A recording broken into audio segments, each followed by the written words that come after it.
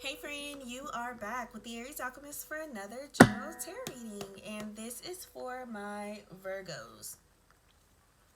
So if you're a Virgo, Sun, Moon, or Rising, something in this is for you. And with it being the last week of the month, this week's readings are centered around what you can expect for 2024.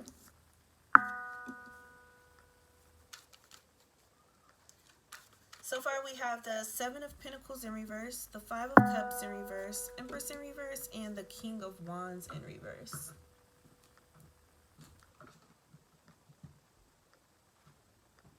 I will clarify those first, and then we'll get into what exactly do they mean.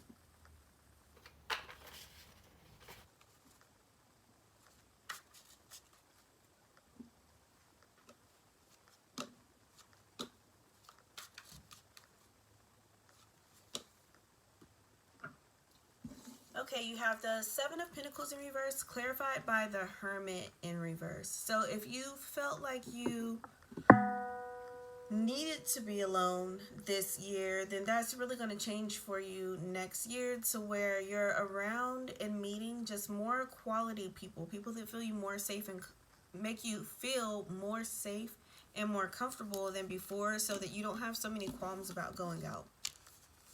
Five of Cups in reverse, clarified by the Knight of Cups. I'm hearing that you've been avoiding certain places just because there's somebody you really don't want to run into. Spirit is saying that emotionally you'll be in a better place, so that's not going to pigeonhole you anymore either. So I'm hearing a lot of like maturity and quality. That's going to be your title.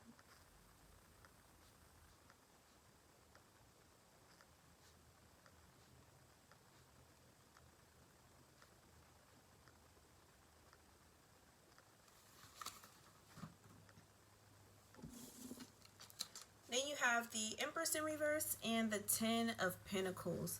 So this is letting you know that as you continue to work on yourself and attract better things into your existence, you can focus on your manifesting and everything else will be taken care of. Like, don't try to overwork yourself. Instead, just like focus on how it would feel to have the amount of money that you want, type deal. So more in your feminine energy, which has been a theme for a lot of different signs this week. Sorry, my freaking tooth hurts.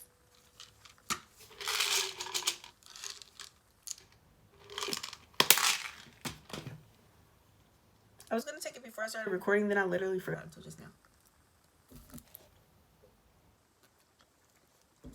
Oops.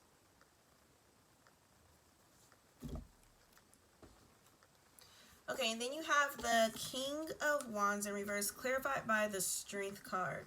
So you are going to find that one of the reasons you had so much conflict with different people that you've been trying to avoid, there was one root or source of it all, and it's based on something that they were dishonest about or they lied about. So as you are more comfortable getting out again, I'm also hearing like redemption, like you'll redeem yourself and re-improve your reputation. People just found it easy to believe because they didn't know enough about you in general, but as they see you out and about, they'll kind of peep your personality and see how you are, and they'll kind of put two and two together like, man, it sounds like that shit was not real, and it'll be okay. So outside of abundance, which is the year for everyone, what is the Virgo word of the year? Ooh, you have caution. Somebody else got caution too. I can't remember who. But this is just about being careful who you tell what to, because most lies start off with a little bit of truth. So being careful not to give certain people ammo until you can really trust that they won't use that information to hurt you or to try and hurt you. Now, if you were to make a mojo bag, what crystals would go in it? You have amber, blue calcite, and lapis lazuli. This is all about staying calm and attracting things to you. That amber energy will help bring better quality friends to you, really, because the person who started spreading these rumors and stuff about you is somebody that you were friends with for a while, but unfortunately you can't trust them because they let jealousy start eating at them, and now they're kind of just like this. So this is going to help keep those types of people away from you as you continue to branch out. And both of these are going to help you calm your anxiety and communicate clearly, and to just get clear on what type of friend it is that you even want. What type of friend are you? And what type of friend do you want to be? Is there a gap that you need to bridge, or are you already there? Just things to really consider, and these will help out with it. Herbs usually go in a mojo bag as well, but what herbs you guys will need are so different for all of you. But if you want to know what herbs you should also put in your mojo bag, you can book a reading with me. But for now, we'll talk about something your ancestors want to say to you.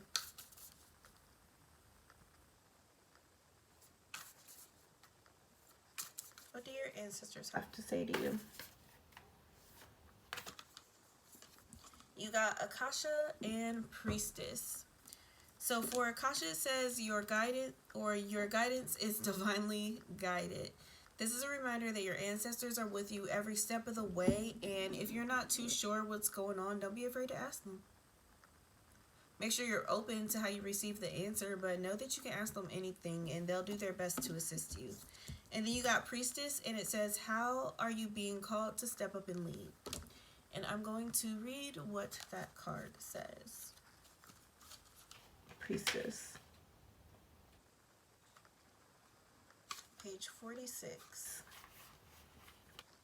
The priestess is a teacher dedicated to service, freedom, and leadership.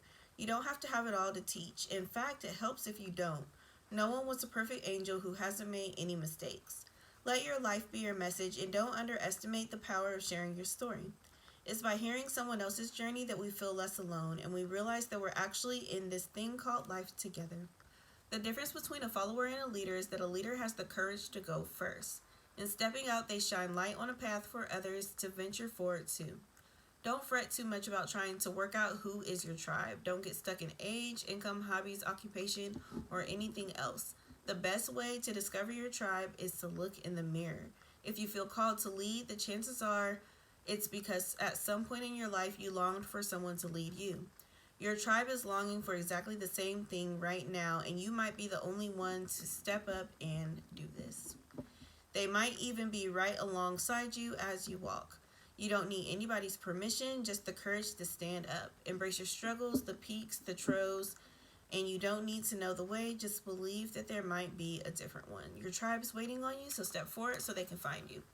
So this year, okay, so we talked about maturity and quality. So the friends that you had before were not very mature, and they weren't people of quality. So you stepping up to lead, it's about you not being afraid to leave them behind, essentially. Like, your ancestors are going to help you do that in a way to where it's not very chaotic and there's not a lot of conflict. You're not just like telling people like, look, I'm too good for this shit, I'm not going to be your friend anymore. Something like that. But you've outgrown, I was about to say you're outgrowing, but you have outgrown these people already. So this is the only way that you're going to be able to find people that better match the new you, is to step up and lead. So now let's get a message from your spirit guides.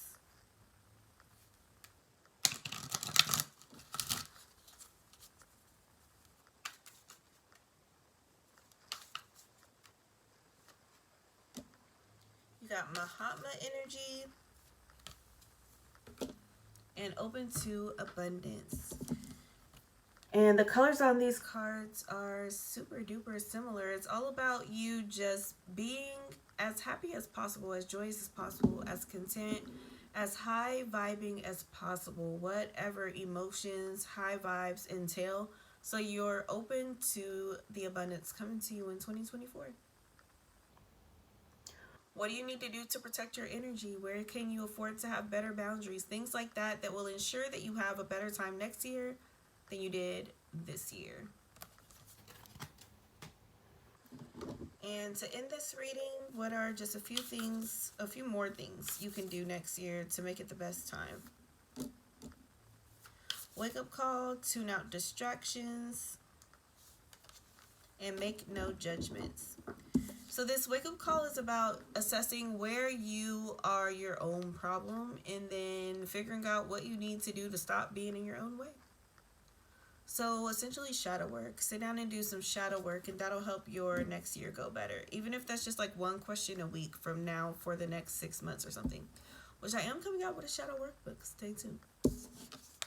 And then this tune out distractions is about you assessing like just what is in your way. What can you do without right now, or what's doing more harm than good. Sitting down and taking inventory. And making no judgments is literally about you just not judging yourself as you transition. Usually once we start advancing and maturing and things like that, we start becoming a little bit ashamed or embarrassed or repulsed or something like that about who we used to be. But Spirit is saying you were always right on par for who you were supposed to be at every given moment all the time. So there's no need to judge your old self. Just keep moving forward. But that's what I have for you guys today. So if anything resonated, please like, comment, share, and subscribe to the channel, of course. That helps me, you, and everybody else when you engage with me in that way.